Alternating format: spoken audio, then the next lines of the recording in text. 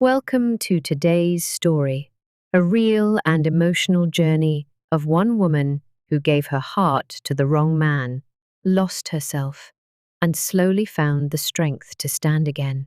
This is Maria's story, a story of love, heartbreak, and quiet courage. My name is Maria, and this is my story. I live in a small town called Brighton Bay, not far from New York City. It's a quiet place with calm streets, small cafes, and the sound of waves nearby. I'm 29 years old and work as a receptionist at a hotel near the beach. Life was simple. Some people might call it boring, but I liked it. I had a few close friends, a small apartment, and a routine that made me feel safe. I wasn't looking for love. After a few bad relationships, I told myself it was better to stay alone. But sometimes life brings someone into your world when you don't expect it. That person was Michael. He came to the hotel for a work trip. He was different from other guests, polite, calm, and a bit tired. He had soft eyes, a gentle smile, and spoke quietly. When he asked for a room, I helped him check in. He thanked me in a way that felt kind and personal. I saw the way he looked at me, not in a bad way, just soft and warm. I smiled without meaning to. The next morning, he came to the front desk and asked about the town. I told him where to find good coffee, where the beach was quiet, and which seafood restaurant was best. He listened carefully. Most people don't. After that, we talked more. He stayed for 2 weeks. Every evening, after work, he would come to the lobby and we would chat. Some days, we walked along the beach. Other times, we sat on a bench near the lighthouse. We talked about life, books, music, and our dreams. He told me about his stressful job in the city. I told him about my quiet life here. I felt relaxed with him. I felt like he saw me. One night, while walking by the water, the stars were out and the wind was soft. He looked at me and said, "Being with you feels like peace." I kept those words in my heart. I think I started falling for him that night. When the 2 weeks ended, he left Brighton Bay, but we kept talking. Every day, he messaged me. Every night, we called. We laughed and shared stories. I missed him more than I thought I would. A month later, he came back. This time, he didn't stay at the hotel. He rented a small house near the harbor and asked me to visit. We made dinner together, listened to music, and danced in the kitchen. It felt like we had always been together. I felt lucky, but one evening, everything changed. We were sitting on the couch, drinking tea. He looked serious. He took a deep breath and said, "Maria, I have to tell you something." I looked at him, and my heart beat faster. "I'm married," he said, looking down. "I have 2 children." My body froze. I couldn't speak. My hands were cold. I looked away. "I didn't plan to hide it," he said. "I didn't expect to meet you. My marriage isn't good. We live together, but there's no love anymore. I stay for the kids, that's all." His voice was low and full of sadness. I couldn't answer. My thoughts were everywhere. I stood up and walked outside. The air was cold, and I could hear the waves. I wanted to cry. He came after me. "I understand if you don't want to see me again," he said. I nodded and walked home. That night, I couldn't sleep. My head was full of questions.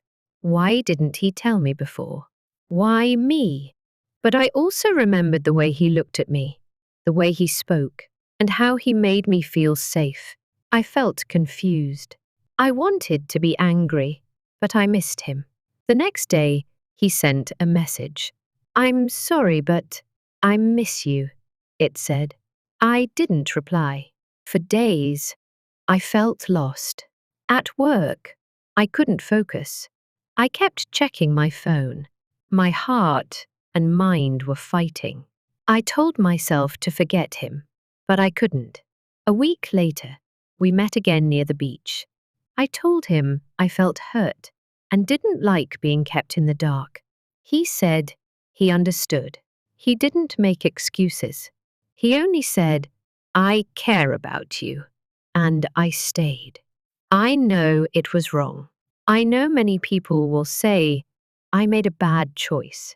I know I became the other woman. But at that time, I wanted to believe him. I wanted to believe it was temporary. That maybe one day he would leave his wife. That maybe he would choose me. So we continued in secret. He visited Brighton Bay once or twice a month. He stayed in that little house. I went there after work. We ate, talked, and sometimes watched movies. It felt real, but also like a dream that could end any time. We didn't go out together. We didn't hold hands in public. No photos, no dates, no future. Just quiet moments in a small house. But in those moments, he made me feel special. He listened to me. He remembered the little things I said. He helped me cook. He made me laugh. He brought me books I liked. He made me feel loved. Still, deep inside, I knew the truth. I wasn't his first choice. I wasn't part of his real life. I was someone on the side, someone easy, without problems. But I didn't leave. Why? Because I loved how he made me feel. Because I believed him. Or maybe because I was scared to be alone. Those quiet nights with him gave me something to hold on to.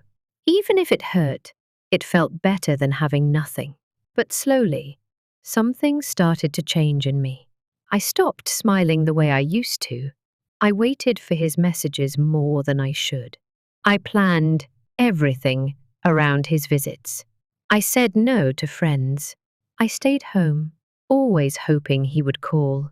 My world became small, only him and silence. Sometimes I stood at the beach and asked myself, is this love? Or am I just lost?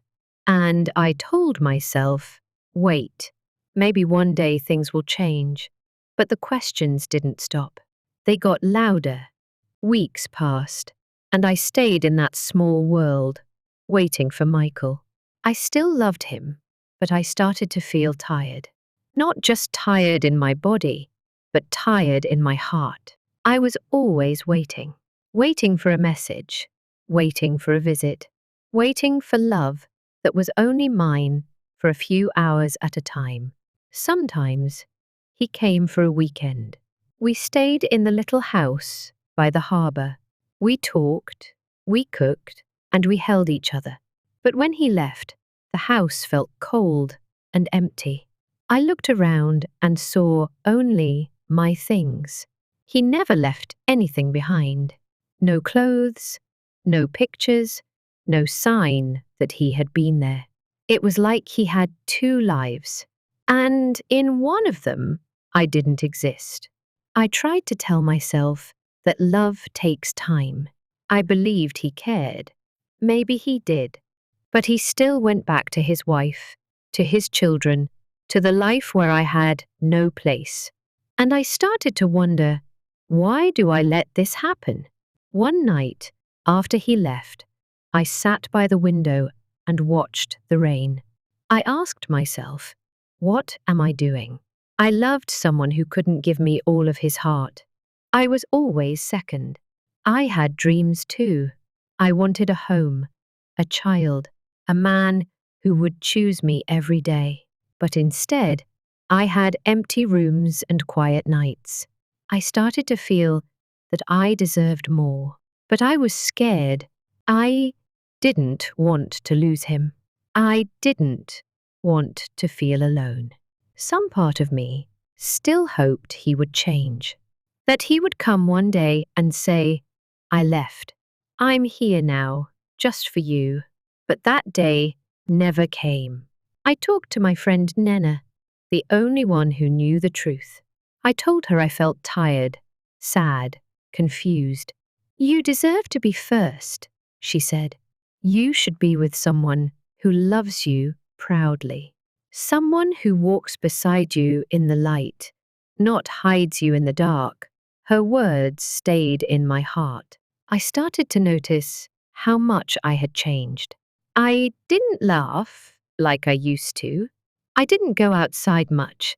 I always checked my phone. I had stopped doing the things I loved. Reading near the sea, walking in the park, eating dinner with friends. My world had become too small, and I was the one who made it that way. One evening, Michael came again. He smiled, brought flowers, kissed my forehead. He acted like everything was fine. But I was quiet. "What's wrong?" he asked. "I don't know if I can keep doing this," I said. He looked surprised. "Why now?" "Because I feel like I'm not living my own life," I said. "I'm living in your shadow. I wait for your visits, your calls, your words. But I'm always waiting. I want more. I need more." He sat down and stayed quiet for a while. Then he said, "I love you, Maria. You know that. Then why don't you choose me?" I asked. He looked away. "It's not easy. I have children, a family. And what am I?" I asked quietly. "Just a secret." He didn't answer. That night, I cried again. Not because he was mean, he wasn't, but because I finally saw the truth. He was never going to leave. Not for me. Not for anyone. After he left, I didn't message him. I didn't call. I needed time to think. I walked by the beach every morning before work. I let the wind touch my face. I watched the waves and thought about my life. What do I want? What makes me happy? Slowly, I remembered the old me, the girl who liked long walks, coffee with friends, books by the fire. I missed her. I also thought about love. What does real love look like? Not just flowers and kisses, but someone who stands beside you in the open. Someone who says, "You're mine," without hiding. I didn't have that, not with Michael. I started writing in a notebook every night, just my thoughts and feelings. It helped me see clearly. Each page made me feel a little stronger. Michael still sent messages. "I miss you. I'm thinking about you. Can I see you?" But I didn't reply. Not right away. I needed more time. 1 week later, he came to my door. I was surprised, but I let him in. "I needed to see you," he said. "You've been quiet." "I've been thinking," I told him. "About us?" "Yes," I said. "About everything." We talked for a long time. I told him how I felt, about waiting, about being second, about forgetting who I was. "I can't keep doing this," I said. "I love you. Maybe I always will. But I need a real life. I want someone who can give me their whole heart, not just a piece." He looked sad. "I can't leave them, Maria. I've tried to imagine it, but I can't do that to my children." I nodded. I understood. And I also understood something else. This was goodbye. "I hope you find peace," I said. "I hope we both do." He stood up. He hugged me. "I'm sorry," he whispered. Then he left, and that was the last time I saw him. That night, I cried again, but this time, the pain felt different. It still hurt, but it also felt clear, like taking a deep breath after holding it too long. The next morning, I walked to the sea. I stood there for a while, watching the waves. The sky was blue. The wind was soft. I felt something I hadn't felt in months, calm.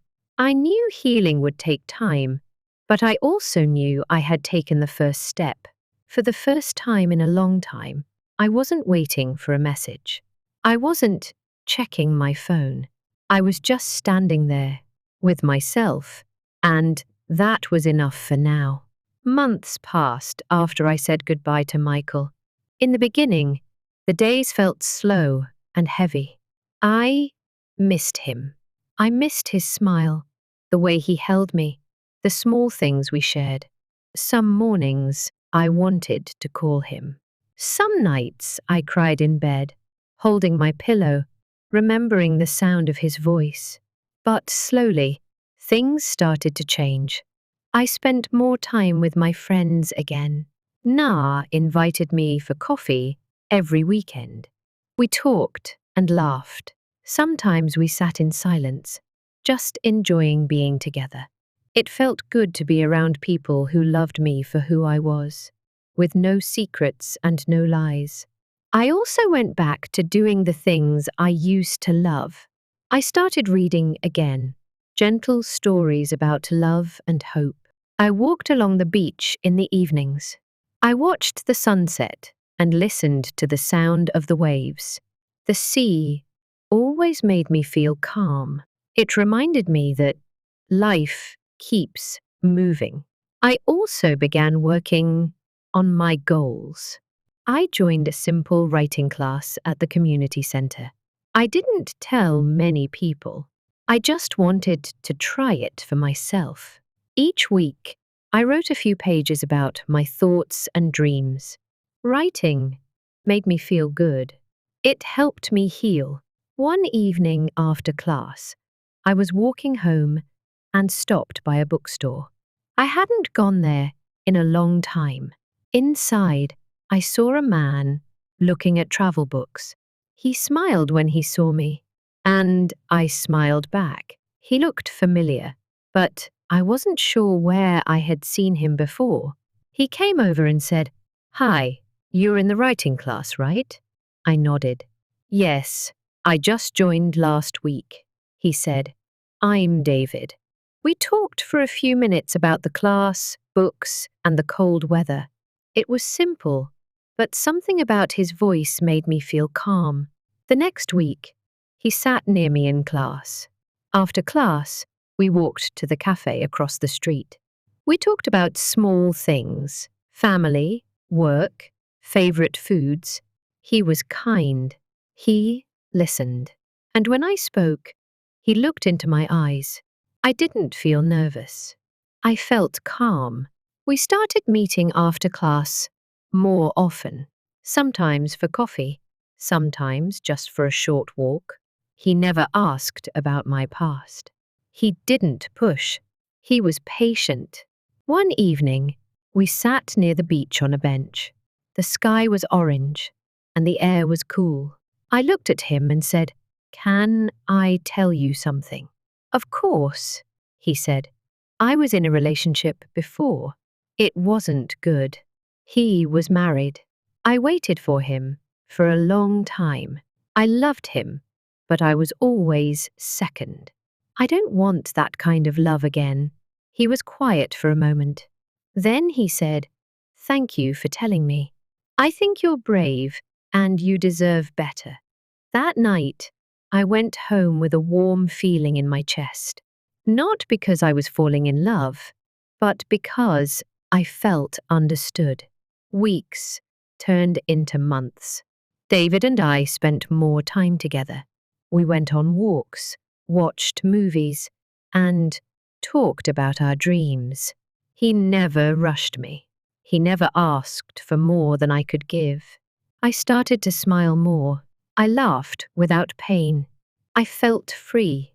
One day, I looked in the mirror and saw something I hadn't seen in a long time. Myself. Not the sad girl who waited for messages, not the woman who cried alone, but Maria, strong, gentle, and alive. David became part of my life slowly, like the sun rising after a dark night. He didn't try to fix me. He just stood beside me. And in his quiet way, he showed me what real love could look like. One evening, we sat in the park watching children play. "Do you ever want a family?" I asked. "Yes," he said, "one day with the right person." I smiled. "Me too." We didn't need to say more. I now knew love doesn't have to hurt. It doesn't need to be hidden or painful. Love should feel safe. It should feel like coming home. Looking back, I don't regret my past. It taught me many lessons. I learned that love without respect is not enough. That waiting for someone who won't choose you will only bring pain. That no one can give you peace. You must find it inside yourself. Now I have peace. I have hope. I have love. Not from someone who hides me, but from someone who walks beside me. If someone asked me today, was it worth it? I would say yes, because through all the sadness, I found myself. And in finding myself, I opened the door to a new kind of love, a better one I truly deserve. But this time, the pain felt different. It still hurt, but it was also clear, like a deep breath after holding it too long. The next morning, I walked down to the sea. I stood there for a long time, just watching the waves. The sky was clear. The wind was soft. I felt something I had not felt in a long time, calm. I knew healing would take time, but I also knew I had taken the first step. For the first time in a while, I wasn't waiting for a message. I wasn't checking my phone. I was just standing there with myself, and that was enough. Months passed after I said goodbye to Michael. At first, the days were long and heavy. I missed him. I missed his smile, the way he held me, the little moments we shared. Some mornings, I wanted to call him. Some nights I cried into my pillow, remembering his voice. But slowly, things began to change. I started spending more time with my friends. Na invited me for coffee every weekend. We talked and laughed. Sometimes we just sat in silence. It felt nice to be with people who loved me for who I was. No secrets, no lies. I also went back to the things I used to enjoy. I started reading again, quiet stories about love and hope. I walked on the beach every evening. I watched the sunset and listened to the waves. The sea helped me feel calm. It reminded me that life goes on, no matter what. I also began working on my goals. I joined a small writing class at the community center. It was simple. I didn't tell many people. I just wanted to do something for myself. Each week, I wrote a few pages about my thoughts and dreams. Writing made me feel better. It helped me heal. One evening after class, I walked past a bookstore. I hadn't been there in a long time. Inside, I saw a man looking at travel books. He smiled at me. I smiled back. He looked familiar, but I didn't know why. He walked over and said, "Hi, you're in the writing class, right?" I nodded. "Yes, I just joined last week." He said, "I'm David." We talked for a few minutes about class, books, and the weather. It was a simple talk, but something in his voice made me feel calm. The next week, He sat near me in class. After class, we walked to a cafe nearby. We talked about simple things, family, work, favorite foods. He was kind. He listened. When I spoke, he looked at me. I didn't feel nervous. I felt safe. We started meeting after class more often. Sometimes we had coffee. Sometimes we just walked. He never asked about my past. He didn't rush me. He was patient. One evening, we sat on a bench near the beach. The sky was orange and the air was cool. I looked at him and said, "Can I tell you something?" "Of course," he said. I was in a relationship before. It wasn't good. He was married. I waited for him for a long time. I loved him, but I was always second. I don't want that kind of love again. David was quiet for a moment. Then he said, "Thank you for telling me. You are brave, and you deserve better." That night, I went home with a warm feeling in my chest. Not because I was in love, but because I felt understood. Weeks turned into months. David and I spent more time together. We went for walks, watched movies, and talked about our dreams. He never asked for more than I could give. He never pushed. I started to smile more. I laughed without sadness. I felt free. One day, I looked in the mirror and saw something I hadn't seen in a long time. Myself. Not the sad girl who waited for messages. Not the woman who cried alone. But Maria, strong, gentle, and alive. David became part of my life slowly, like sunlight after a long night. He didn't try to fix me. He just stayed beside me. In his quiet way, he showed me what real love looks like. One evening, we sat in the park watching kids play. "Do you want a family someday?" I asked. "Yes," he said, "with the right person." I smiled. "Me too." We didn't need to say more. I now knew that love should not hurt. It should not be hidden or full of fear. Love should feel safe. It should feel like home. Looking back, I don't regret my past. It taught me something important. I learned that love without respect is not enough. That waiting for someone who can't choose you brings only pain. That no one else can give you peace. You must find it inside yourself. And now I have peace. I have hope. I have love, not from someone who hides me, but from someone who walks beside me. If someone asked me today, was it worth it? I would say yes, because through all the sadness, I found myself. And in finding myself, I opened the door to a new kind of love, a better one I truly deserve. If this story touched your heart, please don't forget to like, comment, and share. Let us know in the comments where you're watching from. Your words remind us we're not alone. And if you're going through a hard time, remember, healing is possible and love begins with you. More emotional and inspiring stories are coming soon.